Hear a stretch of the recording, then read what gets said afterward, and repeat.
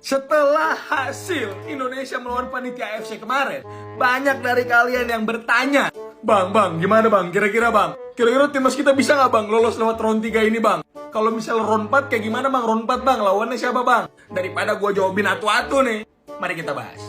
Per hari ini, Indonesia sekarang berada di peringkat 4. Grup C dengan koleksi 9 poin. Dimana di 2 pertandingan selain Indonesia lawan Bahrain, ada Saudi yang bisa-bisanya seri lawan raja terakhir, dan Fuyung Hai yang kalah lawan Australia. Artinya di 2 pertandingan terakhir, kalau misalnya Indonesia bisa sapu bersih nih, menang lawan Fuyung Hai sama raja terakhir, poin maksimal timnas Indonesia ada di angka 15. Artinya kalau misalnya Australia di 2 laga terakhirnya itu kalah, maka kita bisa lanjut langsung ke Piala Dunia tanpa harus lewat round 4. Dengan catatan Arab Saudi harus kalah lawan Bahrain. Tapi saran gue boy, supaya ekspektasi kalian tetap terjaga nih, supaya mood lu tetap stabil, kagak marah-marah, mendingan kita prepare untuk ke round 4 aja. Karena kalau misalnya kita di round 4, posibilitas untuk lolos itu lebih besar.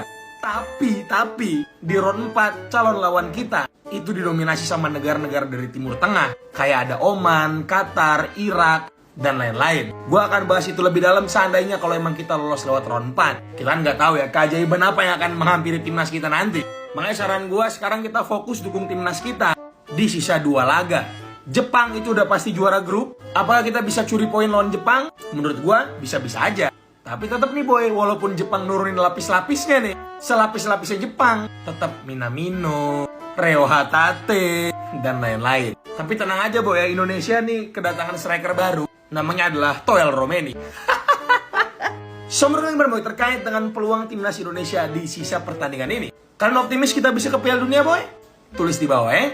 Terima kasih boy, jangan lupa di follow untuk update selanjutnya. Jangan lupa sahur brother. Baik, assalamualaikum warahmatullahi wabarakatuh. Balik lagi di channel Mereka Bicara teman-teman. Ini ada beberapa video yang mau saya reaksi ya. Di antaranya ini ada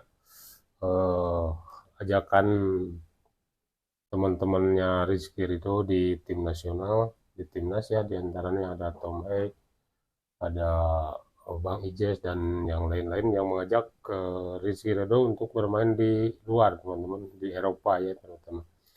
Karena sudah sangat layak ya, sudah cukup bagus kalau misalnya Rizky Ridho bermain di luar, sudah cocok, sudah sepertinya sudah bisa mengimbangi ya pemain-pemain bisa mengimbangi pemain-pemain di Eropa sana ya. Dengan kemampuan Rizky Ridho sekarang ini sudah cukup lah kalau untuk di luar negeri ya, terutama di Eropa. Dan di sana juga bisa menimba ilmu sebanyak-banyaknya, sekuat-kuatnya ya. Mudah-mudahan aja Rizky Ridho bisa abroad di Eropa ya. Oke teman-teman, sebelum lanjut videonya, kita untuk yang belum subscribe silahkan tekan tombol subscribe-nya. Kepada yang sudah subscribe saya ucapkan terima kasih, semoga kebaikannya diberi Allah Subhanahu wa Ta'ala. Oke teman-teman, kita lihat video berikut. Untuk agen-agen pemain profesional yang ada di Indonesia yang lagi nonton video gue ini, jangan kelamaan, ayo gercep, satset, hubungin Ridho, bawa ke luar negeri. Bahaya nih. La Liga udah notice. Terus teman-temannya kayak Tom Haye, Joey Pelupesi, Jai Izet udah rekomendasi main abroad ke luar negeri. Dan bukan gak mungkin, dalam waktu dekat Oxford United atau Como FC akan hubungi Ridho. Ayo, cepetan. Cepet-cepetan yang bisa dapetin jasanya Ridho, bawa Ridho ke luar negeri, ke Eropa. Sangat amat layak. Menurut kalian gimana guys? Komentarnya sikat. Ya, sudah layak menurut saya. Bahkan ada pemain diaspora pun yang mungkin ya kemampuannya di bawah Rizky Ridho mungkin ya. Mungkin masih ada kemampuan para pemain yang main di Eropa pun mungkin masih bisa setara ya sama si Rizky Ridho ini. Dia sangat bermain, sangat lugas, sangat bagus, kokoh di belakang. Apalagi kalau bareng sama Bang Jai dan si El Preman itu, Kang Bahar ya, udah sangat-sangat cocok sekali itu. Harusnya satu klub itu disatukan itu 3 orang itu ya, biar lebih tajam biar lebih kokoh, lebih kuat. Semoga Meliano bisa diterima oleh main di PSSI sama kami warga Depok keturunan 12 warga sangat bangga karena Mediano bisa main untuk PSSI. Dan harapannya itu bisa jadi apa? Striker timnas Om ya? Ya kalau dia jadi striker atau penyerang sih kayaknya cocok, sebab dia di Vitesse juga begitu, jadi posisi. Kakeknya Meliano Jonathan sudah merestui ya untuk cucunya bermain di Indonesia. Mudah-mudahan aja apa yang diucapkan kakeknya itu bisa Indonesia PSSI bisa cepat menaturalisasi Meliano Jonathan ini, teman-teman. Meliano dan sang ayah tiba di Indonesia, diisukan urus berkas naturalisasinya. Saat ini ayah Meliano Jonathan, yaitu Deco Jonathan, dikabarkan sudah tiba di Indonesia. Dikabarkan juga Meliano juga ikut sang ayah ke Indonesia.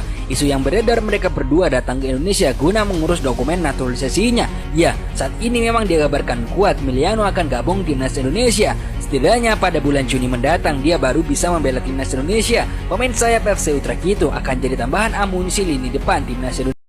Bagus ya, udah datang ke Indonesia untuk naturalisasi atau untuk sungkeman sama kakeknya. Ini belum pasti ya. Kalau misalnya udah salaman sama Pak Erik, nah itu baru udah pasti ya. Ini belum pasti ya, ini baru datang aja, baru datang ke Indonesia, terus di Indonesianya ngapain? Nah kita belum tahu apakah mau ikut PSSI jadi warga Indonesia atau cuma sungkeman aja sama sang kakek. Lanjut. Kiper utama timnas Indonesia yaitu adalah Martin Paes dan juga wonderkid timnas Indonesia El Gocek sampai Paris Marcelino Ferdinand dipastikan absen lawan Fuyung Hai. Siapa yang bakal gantiin? Mari kita bahas, boy. Gue baru tahu nih, boy, ternyata kartu kuningnya Martin Paes itu gak kesorot ya kalau di TV ya. Soalnya kemarin pas gue lagi nge-live nih, boy, lu pada nanyain nih, Bang, emang iya bang, Martin Paes kartu kuning bang?